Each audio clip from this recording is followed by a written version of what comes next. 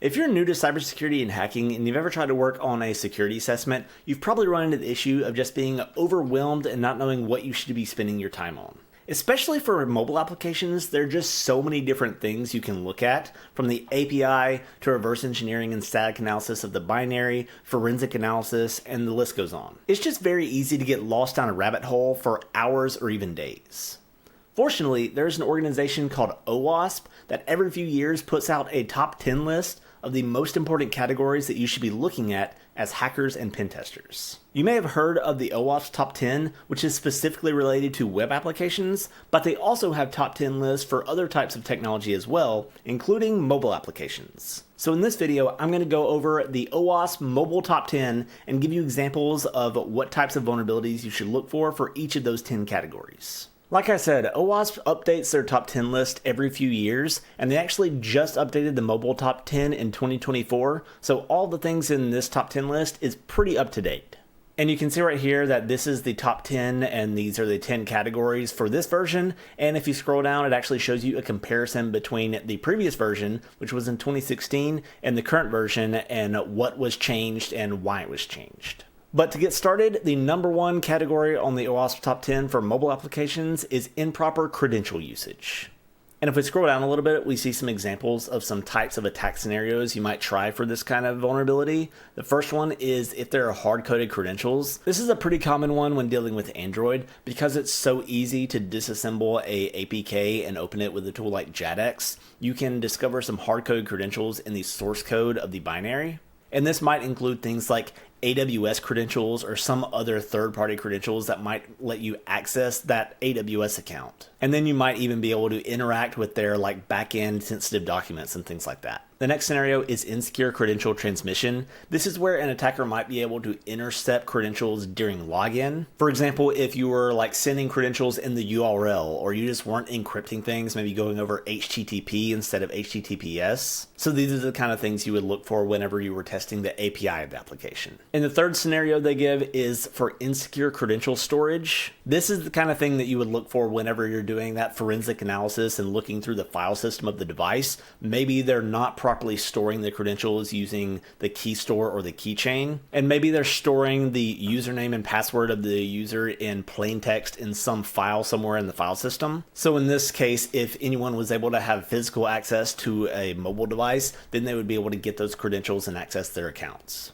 So those are just a few examples of the types of attacks that you would want to look for to fulfill that number one category of the OWASP Mobile Top 10. None of these scenarios were necessarily that difficult or something that you would need to spend a ton of time on, but this is the number one category. So according to OWASP, this is considered the most important thing to look at. So if you ever start looking for an application and you're kind of lost and don't know where you should go, this sort of gives you an idea of these are the first most important things that you should verify before you do anything else. So that was only the first category, and we have 9 more to go, but I hope that kind of gives you an idea of how I'm sort of structuring this, and then we can go through the rest of the categories and you can sort of follow as I go.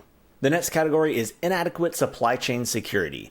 This is more about exploiting known vulnerabilities and doing things to access the back-end servers of an application in order to actually inject malware and things like that. And this could actually also go back to some of the things we talked about in the last category. If there are hard-coded credentials for an AWS account that are stored somewhere in an application, if an attacker gets those credentials, accesses the AWS account, and then injects malware into some files that would then be bundled and shipped as a new version of the application, that would be part of this category as well. And if we scroll down, they actually only have one example listed for this one, and that is malware injection. And this is where an attacker injects malware into an application during the development phase. And this could be done through a variety of different ways. Like I said, things where there are known vulnerabilities in some third-party SDKs or something that are included, that then they could exploit those vulnerabilities in order to get access to the back end. There are lots of different ways to do this, but this is sort of anything involving actually accessing the development files and being able to inject things into those files that would then be shipped as a new version of the application.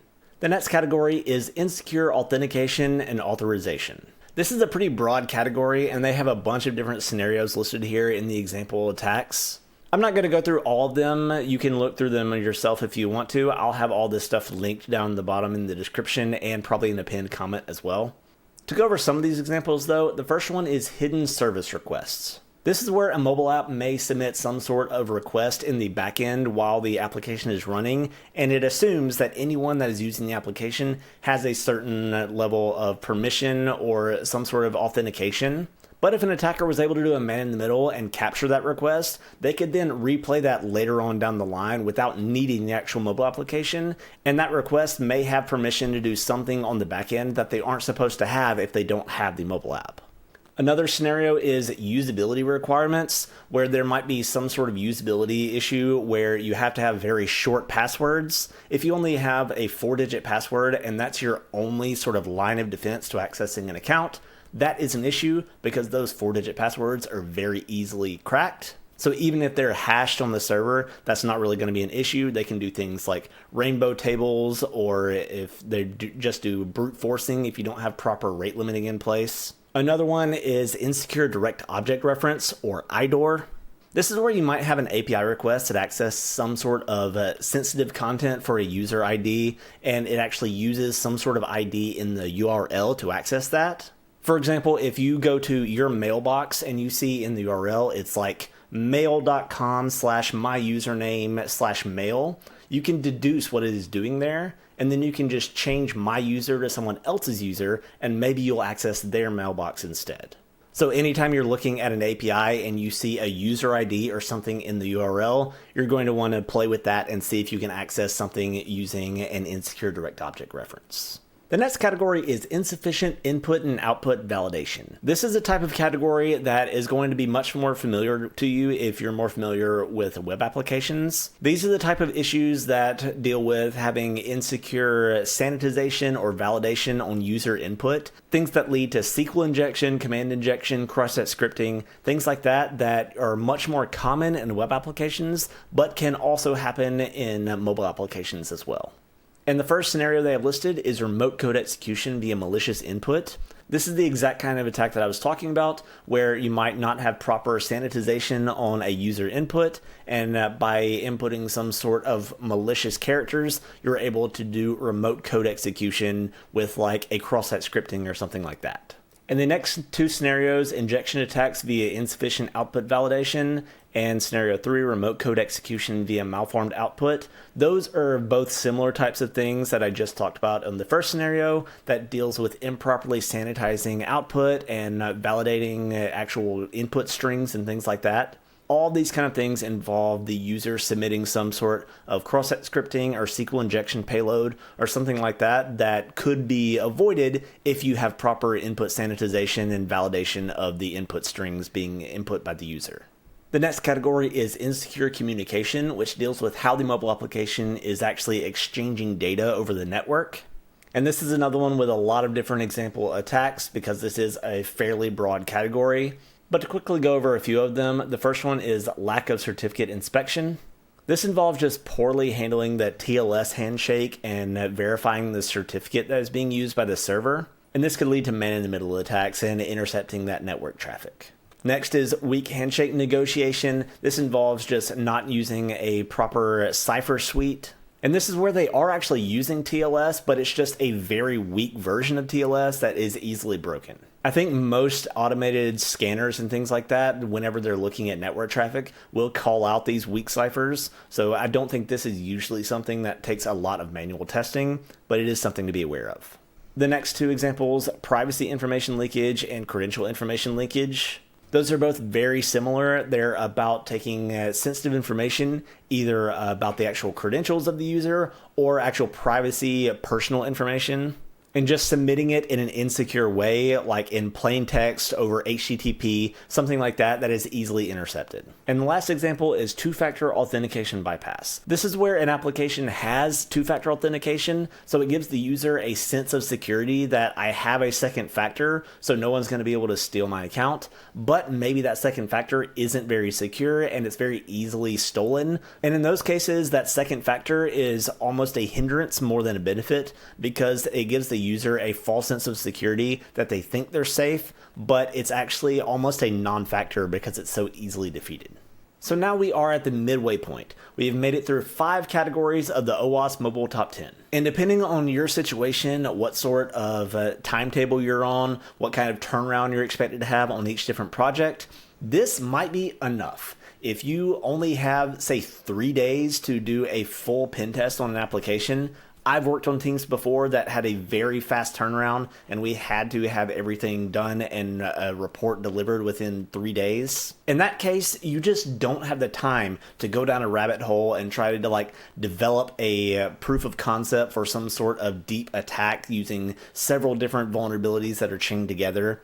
You just don't have the time to realistically do that. So if you are in one of those really tight timeline, quick turnaround type of situations, if you cover everything that I've talked about so far in these 5 categories, I think that is a very good solid pen test for that short turnaround. There are some things in the categories 6 through 10 that I think are very important, and if you have the time and ability to spend a little bit of extra time on some of these, I think it's very good and smart and valuable to do. But unfortunately, time isn't free, and sometimes you just do not have the time and ability to go through everything you want to do. So if you are on a very strict timeline, I think these 5 categories that I've already gone over are a very good baseline thing to cover in every pen test. But if you have the time, let's go over the rest of them and see if we can find some more things that you can spend some time on if you can. Next is category 6, inadequate privacy controls. This is all about PII, or personally identifiable information. This is things like names, address, credit card information, anything that is personal information that you wouldn't want a hacker to have. And when we look down at the example attack scenarios, the first one is inadequate sanitization of logs and error messages. This is all about those sort of error messages and things you get when the app crashes or when something goes wrong. Usually developers will have some sort of error message that will tell them something about what happened so they can try to fix it. And you just want to make sure that any of those error messages doesn't have anything that is tied to the user that would be considered personal information. The next one is using PII in URL query parameters. We've talked about stuff in URL queries before in some of the other categories, but this one is specifically about PII, not things like user IDs and things we've talked about before. For example, if you're dealing with a weather app and it's getting your local weather from your current location, you don't want to have the person's address or GPS coordinates or anything like that in the URL parameter. The next example scenario is exclusion of personal data in backups. A lot of applications have backup functionality enabled, but anytime you're dealing with an app that has personal information in it, you want to make sure that any of that PII is not being stored in those backups. So you just want to make sure that all the backup settings are configured correctly to exclude any of those files that would include the PII. Category 7 is insufficient binary protection. This is all about things to do with the actual binary of the application and making sure everything is protected correctly so that valuable things within the source code of the application can't be stolen or different functionality can't be changed and impacted and change the way the application works.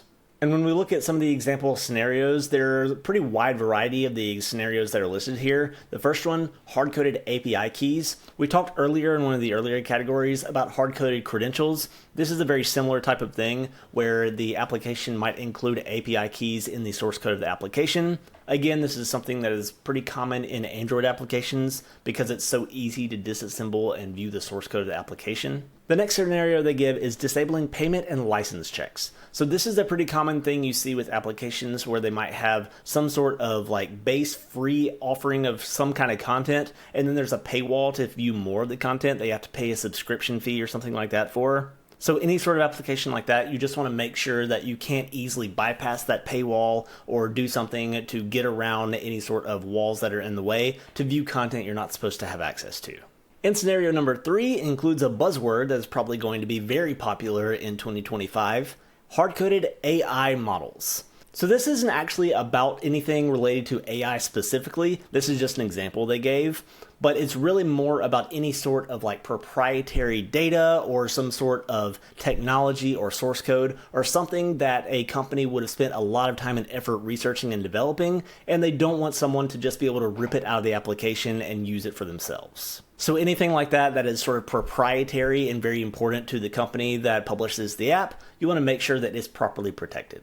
Category 8, security misconfiguration. This is another pretty broad category, but it has to do with specific security configurations, a lot of times that are enabled by default by either Apple or Google, and you want to make sure that they're properly being implemented and not being bypassed or being disabled in any way. The first scenario they give is insecure default settings. This is where you might have a default username and password on some sort of service or anything like that that is enabled by default that is maybe easily searched and researched online to figure out how to get around it. So anything like that that is insecure by default, you want to make sure is changed in the production version of the application. The next scenario is insecure file provider path settings. This involves having file paths in the source code and in the functionality of the application that gives like a full file path, which could potentially be exploited with like path traversal attacks and things like that. The next example is overly permissive storage permissions. This is a pretty simple one to find. It's about having world readable permissions. This is another one that would likely be picked up by any sort of automated scanner, but just something to keep in mind if you're like reviewing results and things like that. The next example is exported activity. This is more of a specific thing to Android, but it involves having a activity that is exported that shouldn't be, and this can sometimes allow attackers to view parts of the application they're not supposed to have access to. By launching those activities directly instead of going through the proper workflow in the application, they can sometimes view sensitive information or get access to something they're not supposed to have. And the last example they give is unnecessary permissions, and this is just about requesting permissions that they're not supposed to have. And this should always be a red flag, even just as a normal mobile application user. If an application is requesting a permission it doesn't need, then that should be an immediate red flag, and you should be thinking, what is this application really trying to do? And we're finally getting close to the end now. We're on category 9, insecure data storage. It's pretty self-explanatory, but this is all about how an application stores the data that it's using. And this is another pretty broad category that covers lots of different things. So I'm just going to go over a few of these examples they have, and you can feel free to look through the rest of them if you want to. The first example is pretty simple, storing passwords in plain text. This is a somewhat common thing you would see in an application that has like a remember me function that kind of stores your credentials. It might put it in some sort of file somewhere on the device that is stored in plain text, which is not good because anyone with physical access to the device could search through the file system and find that file and read your credentials in plain text. Not good. And another one that is pretty similar, unprotected logging. This is kind of a similar thing. Maybe whenever you log in, it actually prints your credentials in plain text to the logs. So anyone that goes back and views those logs can see your credentials. Again, not good. Anyone with physical access to the device or able to view those logs would be able to see your credentials. And one more that I'll highlight here, insecure cloud storage configuration. A lot of times applications will use cloud storage to handle different sort of like configurations and different kind of stuff related to the user's account. And if, for example, they're using like an AWS S3 bucket and they're storing all your like user information and things there, that's not good because by default S3 buckets are pretty easy to access. So anyone that was able to get access to that S3 bucket could see all of that personal and sensitive information, which is, again, not a good thing. And finally, the last category of the OWASP Mobile Top 10, Category 10, Insufficient Cryptography. This is all about cryptographic analysis and ensuring they're actually using proper encryption to store anything sensitive and transmitting that sensitive information whenever it goes over the network. The first scenario is man-in-the-middle attacks, and we've talked about man-in-the-middle attacks in some of the earlier categories, but this is specifically about the type of cryptography and the encryption they're using when they're submitting that sensitive data, so you just want to make sure that the application is using proper cryptography and encrypting data correctly when it's being transmitted. The next scenario they give is brute force attacks. I think earlier I talked a little bit about brute force attacks when brute forcing things like passwords and PIN codes and things like that, but this is specifically about the actual cryptography keys. If applications are using very short or weak cryptography keys, those can also be brute forced, and then the entire encryption system can be defeated. And since there are a bunch of scenarios here, because this is a pretty broad category, again, I'm just going to skip down and go over one more, key management vulnerabilities. This has to do with how the cryptographic keys are actually being dealt in the application, if they're easily guessable, if they're hard-coded in the source code of the application. I've seen several applications that were actually just using null cryptographic keys, so just all zeros, and then you could defeat the entire encryption process, or they were actually sequential keys, where once you saw one, you could then just increment one by one every time that key was seen, and you would again defeat the entire encryption process. So there you have it. I've gone over all 10 categories of the OWASP Mobile Top 10. So if you, like me, are working in mobile application pen testing, or you're doing bug bounty hunting, or anything involving hacking mobile applications, if you ever wonder what should you be spending your time on, because again, time is not free and you have to manage your resources appropriately, hopefully this will kind of give you a guide of the sort of categories and types of things you should be looking at most. And if you're a beginner, maybe you're in school, or maybe you're in like an IT job or something and trying to transition into a security position, if you're going to any sort of interviews or anything related to mobile security, these kind of things are good things to know in an interview. There's a decent chance the OWASP Top 10 will come up in an interview question, and if you know all this stuff, you'll be prepared to answer it. I hope you enjoyed this video though. I hope you got something valuable out of it. This is a bit of a different type of video than I usually make, but let me know if you liked it and if you want me to make more stuff like this. I thought about actually starting with the regular OWASP Top 10, which is specifically designed for the web application side of things. But there's actually supposed to be a brand new version coming out in early 2025. So if y'all like this one, I might go ahead and make another version of this video whenever the OWASP Top 10 for web applications comes out. But thanks for watching. I hope it was helpful, and I hope I'll see you in the next one.